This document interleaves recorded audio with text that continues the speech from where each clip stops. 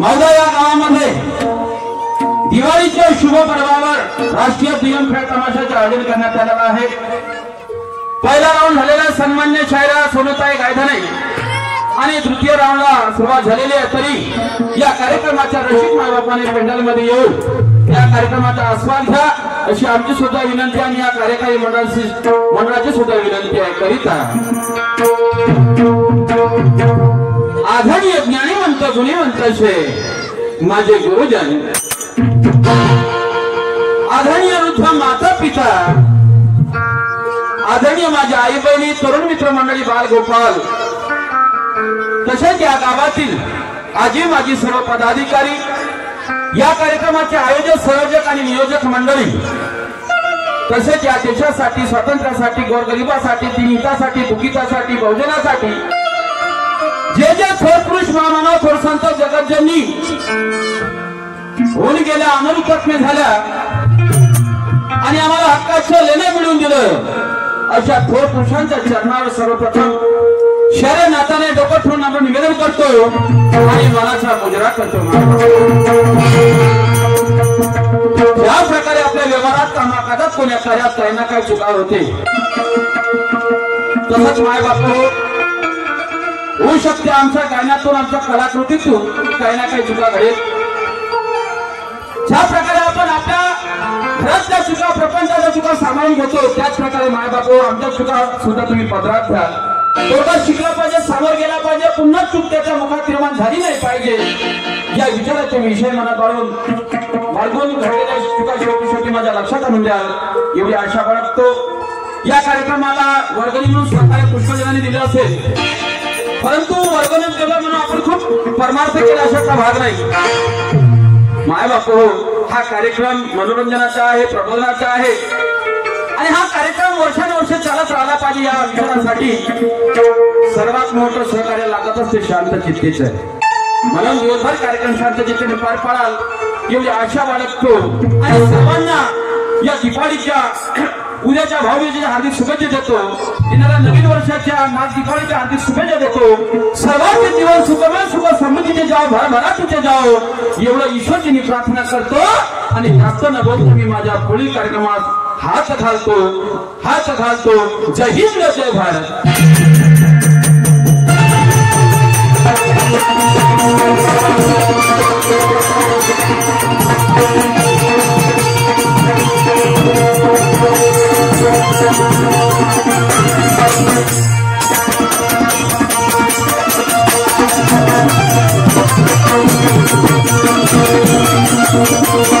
Thank you.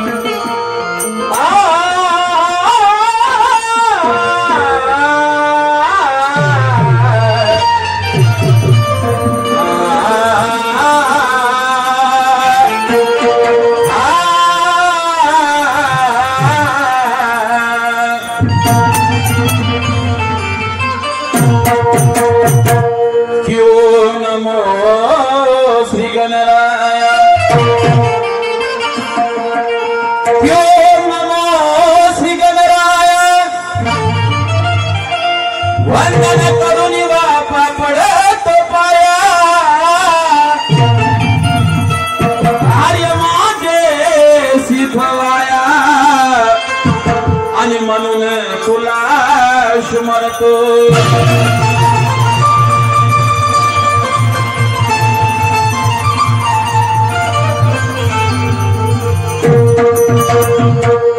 तूच निर्गुण बापा निराकार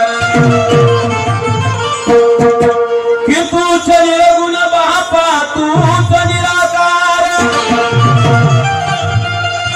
सोहम परब्रह्म तूच साकार कृती तुझी आहे परेच्या पार आणि म्हणून तुला स्मरतो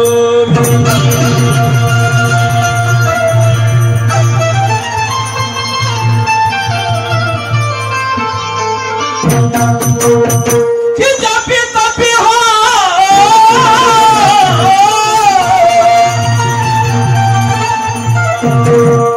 जपी तपी मनती संत महात्मा जाणार जीव जंतूचा तू आहे सात्मा या सगळ्या जगाचा तूच परमात्मा आणि म्हणून तुला स्मरतो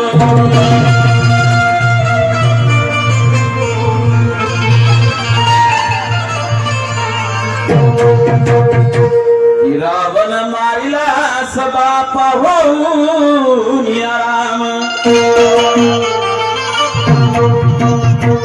रावण मारिला बाप होऊन राम त्या बापारामध्ये झाला तूच धनश्याम वेळोवेळी केले या भक्ताचे काम आणि म्हणून तुला स्मरतो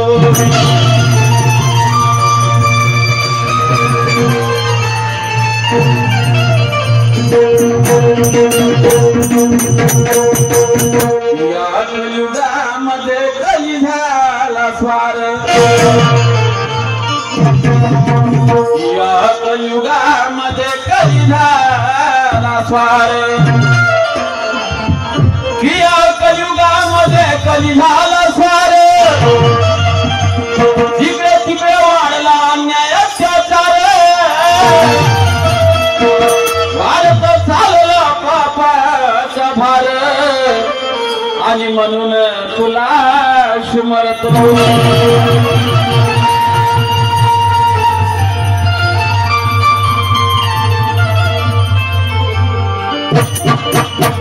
परमेश्वरा असे काही विचार माझ्या मुखी रुजव की माझ्या शब्दातून माझ्या गायनातून माझ्या कवितेतून माझ्या आई वडिलांना भावबंधांना योग्य दिशा योग्य वाट योग्य विचार मी माझ्या गायनातून सादर केले तुला मागायच्या काय माय बाप हो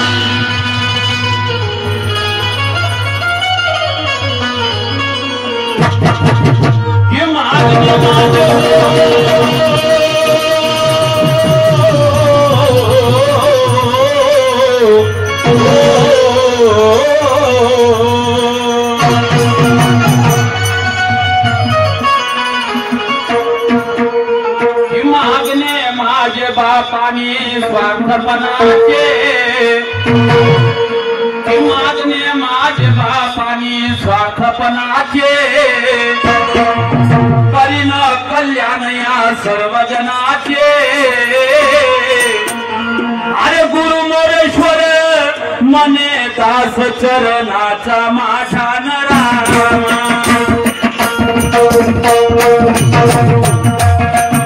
रामा माझा रामा रामा माझा रामा रामा माझा रामा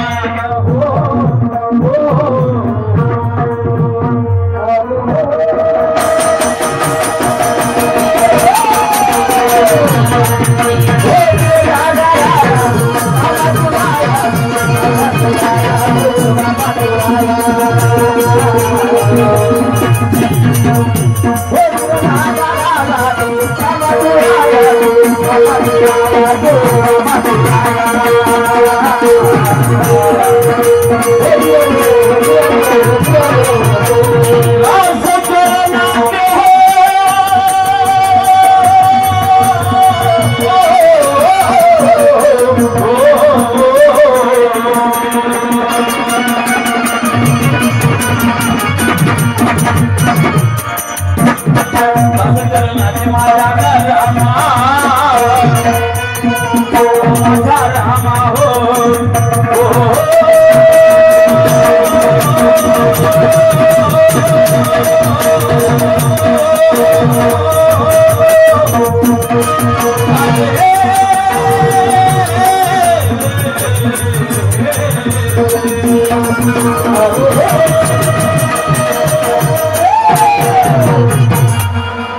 माय बापाला असताना प्रत्येक व्यक्ती प्रत्येक मनुष्य आपापल्या आपल्या राज्याला भजत असते, पूजत असते, नमत असते आणि कोणते कार्य करत असते।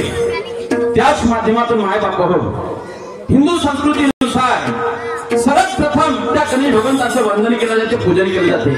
कारण काय की सारा तोंड अर्थ नाही, मायबापासारखं तीर्थ नाही। मायबापाच्या प्रदक्षिणा घालून खरे देव काय आहे हे त्या परमेश्वराने दाखवून दिलं। आणि ज्यावेळेस त्या आई वडिलांमध्ये त्याला संपूर्ण विश्व दिसलं म्हणजे तो हस्ती साधारण नाही। विश्वातील सर्व साधू संतांना ऋषींना म्हणावं लागलं आणि प्रथम पूजेच्या मानेकरी त्या गणेश भगवंताला ठरवावं लागलं। दादा कोणी म्हणतात देव आहे, कोणी म्हणतात नाही, कोणी म्हणतात देव आहे पण दिसत नाही आणि कदा काही तो दिसलाही तर काही करत नाही। राष्ट्र संत तुकडोजी महाराज सांगतात देव नाही, अरे मनी नाही भाव देवा मला पाव, देव अशाने भेटायचा नाही रे, देव काही बाजारचा भाजीपाला नाही। वस्तू आहे का देव म्हणजे दुकानात गेल्यानं विकत आणली? अरे देवाचे दैवत्व आहे ठाई ठाई, मी तो गेल्या विना अनुभव नाही। दास तुकड्या म्हणे ऐका रे गावी, जेव्हा आचारा वाचनी पाहिजे का? आचार विचार कसे पाहिजे? अरे जन्म देत्या मायबापाने कळता आणि मंदिरात जाऊन उभं उठाना कळता आणि देव नाही म्हणता तर देव कसा भेटेल? म्हणून साधू संतांनी फार आपले विषयामध्ये आपल्या अभंगामध्ये परमेश्वराचं वर्णन केलेलं आहे आणि तेच म्हणून मी सुद्धा माझ्या पुण्यामध्ये तुझ्या समोर सादर करतो। माझ्या पुण्यासाठी निवडलेली चर्चा आहे त्या चर्चेचं बोलायचं।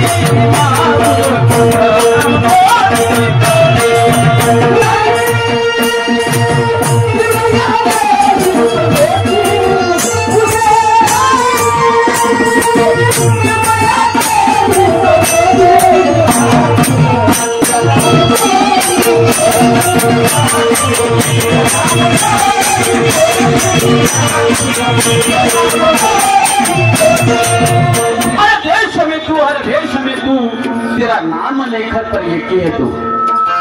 जसा भाव तसा देव आहे दादा, जसा भाव माणसाचा तसा देव आहे। म्हणून त्या परमेश्वराला काय म्हणायचे आहे, काय बंधवायचे आहे?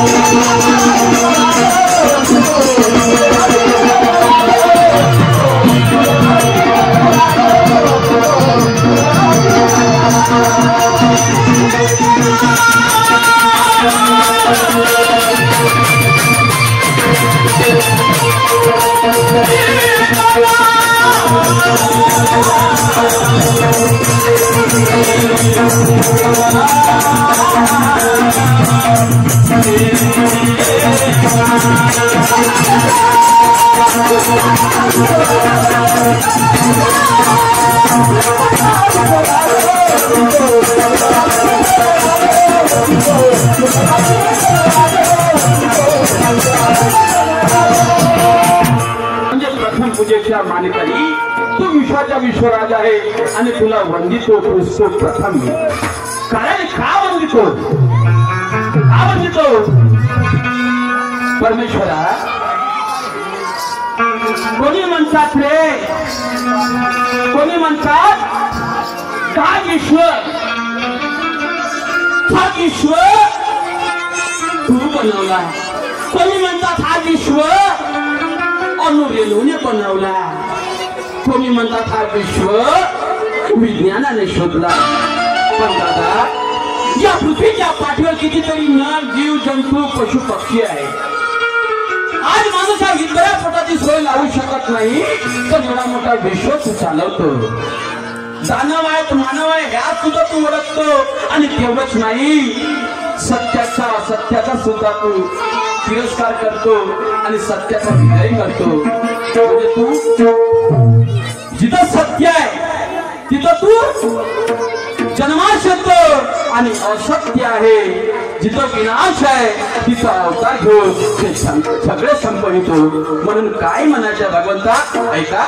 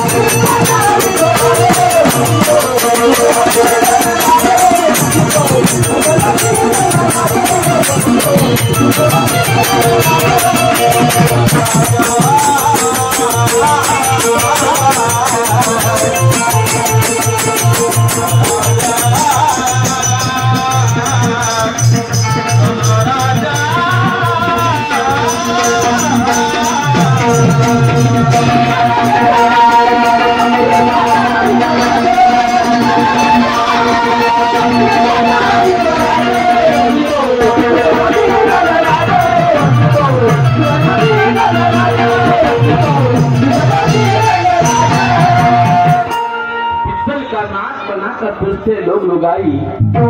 अरे पित्तल का नाग बनाकर पूछते लोग लुगाई और सच्चा नाग निकले घर में तो लाठी मार भगाई।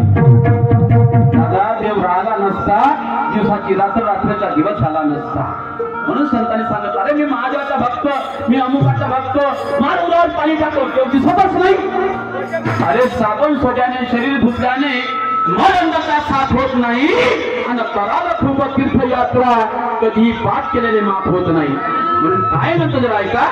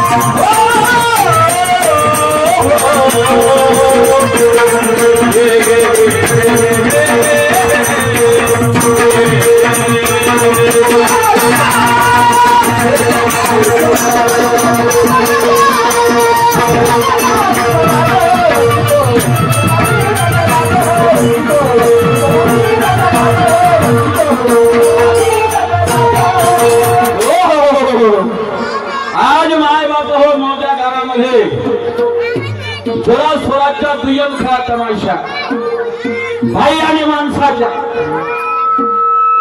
आज आमच्या विरोधामध्ये लाभलेल्या शाहिरा सतरंगी निशाण पंचशील निशाण पंचशील निशाणच्या शाहिरा स्वरूप आहे काय झाले भेदीच्या रीतिरिवाजाप्रमाणे सन्मान्य शायरांनी मला सुंदर प्रश्न विचारला दादा एकदा म्हणते ती शिष्य आपल्या गुरुवाकडे गेले आशीर्वाद मागण्याकरिता पण त्या गुरुवाने आशीर्वाद न देता त्या तिन्ही शिष्याला उलट चांगलं म्हणते ते शिष्य कोणते आणि तो गुरु कोणता त्याचे नाव काय बरोबर आहे तुझी गोष्ट, तुझी गोष्ट बरोबर आहे. पण जिथं कुठं असाल तिथून मी तुमचं उत्तर देत आहे.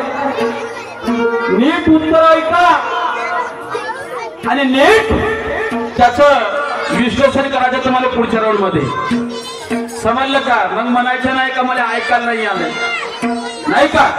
कारण मी आजकाल बायाबरोबर पुष्कळ गमती होऊन राहिल्या. इकडे बोट नाही सांगत तुम्ही डायरेक्ट मनगट पकडून राहिले. काऊन तर काजना माहित नाही जास्त थंडी पडणार आहे का त्यावर्षी. म्हणून बोट दिला तर बोटच पकडजा, मनगट काही पकडजा नको, जीव काही घ्यायचा नको. तीन शिष्य गेल्यानंतर गुरुवाकडे आणि आशीर्वाद न देता उलट टांगलं. बरोबर आहे. ते तीन शिष्य आहेत सन्मान्य शाहिरा सोनूताई गायधरी, ब्रह्मा विष्णू आणि शंकर, ज्याला ब्रह्मा विष्णू महेश म्हणतो आपण. हे पाहिलं गेलं सती अनुसयाचं चरित्र, सतीत्व पाहण्यासाठी गेले. म्हणजे हे हिच्यामध्ये एवढी शक्ती आहे, हिची जर शक्ती जर अशीच जर आली तर कोण्या दिवशी लोक आपली विचारणार नाही. मग तेवढं ज्ञान तेवढं सतीत्व असणारी व्यक्ती काही साधारण असेल का? तो पूजनीय असते, वंदनीय असते. यायला आशीर्वाद कोणता घ्यायचा का? हे परीक्षेत नापास झाली पाहिजे आणि आपला झेंडा जशात तसा राहिला पाहिजे. म्हणून या ब्रह्मा विष्णू महेशाने काय केलं? एका भिक्षूचं अवतार घेतला, रूप घेतला आणि त्या सती अनुसयाकडे गेले आणि भिक्षा मागायला लागले, जेवण मागायला लागले. तिनं आपलं सतीत्व राखण्यासाठी मला ठीक आहे देतो, पण हे म्हणे आम्हाला तसं नाही पाहिजे, आम्हाला तसं काही पाहिजे नाही. तुला जर आम्हाला भिक्षा द्यायचं, तुला जर भोजन व्हायचं आहे तर तू आपल्या अंगाचे वस्त्र काढ आणि नंतरच आम्ही जेवण करू. निर्वस्त्र होय आणि आम्हाला जेवण द्या. आता मला सांगा, ते बाईची द्या खरं निर्वस्त्राने चांगली खा. हिला निर्वस्त्र केलं लोकांच्या सामने, तिच्या सतीत्व भंग झाल्याशिवाय काही राहत. त्याला आशीर्वाद खत पाहिजे होता, पण यायला तो काही आशीर्वाद भेटला नाही. म्हणजे ठीक आहे, तुम्हाला निर्वस्त्रानं जेवण चालतो मी, शब्द दिला सती अनुसयानं. त्यांना लहान लहान बाळ बनवलं, लहान लहान बाळ बनवलं आणि लहान लहान बाळ होऊन त्यांना जेवण वाढलं. जेवण वाढलं म्हणजे ते लटकले, बाळ बनले ते. म्हणजे त्याचं ते ज्या रूपाने गेलं त्या रूपाने वापस आले का? ते बाळ म्हणून लटकले आणि तिथंच त्यांना चमत्कार दाखवावा लागला की आम्ही कोण आहोत? ब्रह्मा आणि विष्णू महेश. आणि म्हणून तो आज ब्रह्मा विष्णू महेश तयार झाला. तो आजही लटकले ते तिघही जण त्या सती अनुसयाच्या शब्दामुळे. समजलं का? आणि ते शिष्य म्हणजे सती अनुसया, गुरु म्हणजे सती अनुसया. म्हणजे एवढं ज्ञान होतं, एवढं सतीत्व तिच्याकडे होतं. हे माझ्या परी तुझ्या प्रश्नाचे उत्तर. आता मी तुला विचारतो थोडक्यात आणि सरळ आणि सीधं. सांगितलं नाही की शास्त्रप्रतीची आत्मप्रतीची आणि गुरुप्रतीवर शायरी चालते, नाही का? पण तू कोणातून उत्तर द्यायचं, पण मी माझ्या परी तुला उत्तर दिलेलं आहे. आता मी तुला विचारतो, शास्त्राने विचारतो. शास्त्रातून ज्या प्रकारे शंकर भगवंताने कामदेवाला भस्म केलं, तशाच प्रकारे एका नवऱ्याने स्वतःच्या बायकोला भस्म केलं. स्वतःच्या बायकोने भस्म केलं. तेवढ्याच सासराला त्याच्या मुली भेटासाठी ठसा रडायला लागला. माहीत पडतावर का पुरीला भस्म केलं? माझ्या जवायने भस्म केलं. म्हणून त्या नव्याने काय केलं? त्या बायकोला जिवंत केलं. ते एका वनस्पतीच्या रूपात, वनस्पतीच्या, ते म्हणजे केळीचं झाड. तर मला म्हणायचं आहे की त्या नवऱ्याने कोण्या गोष्टीसाठी बायकोला भस्म केलं?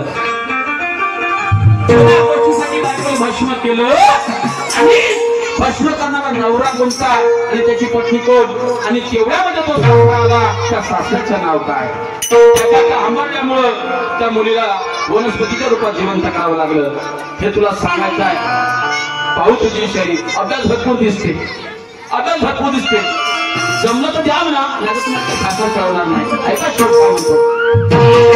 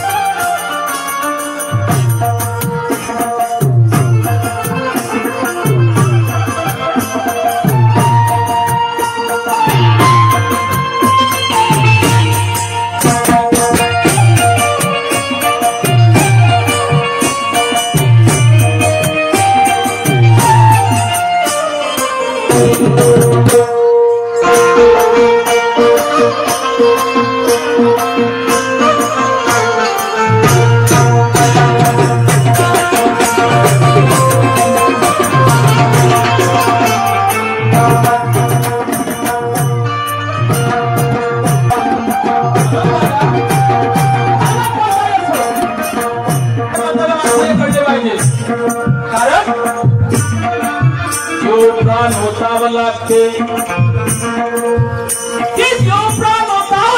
समाज सेवा करण्यासाठी आत्मबळ वाढवावं लागतं दुसऱ्याला फुलवण्यासाठी अरे धर्म कोणताही असो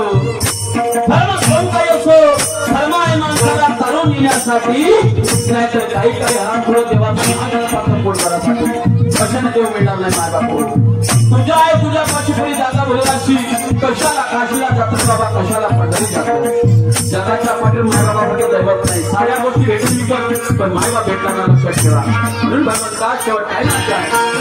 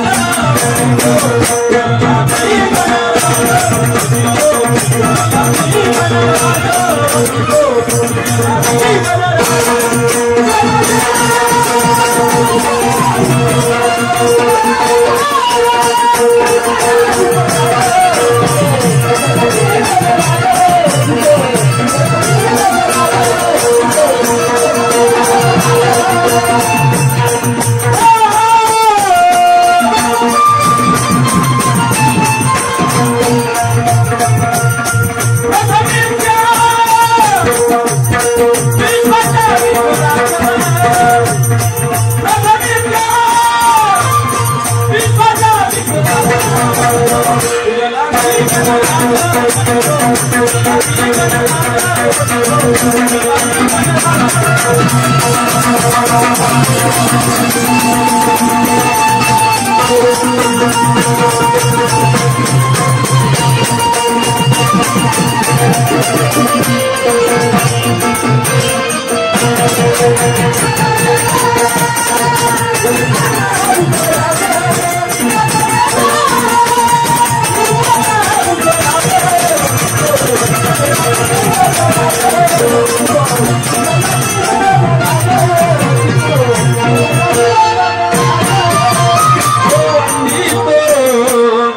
तुझला मी गाणारा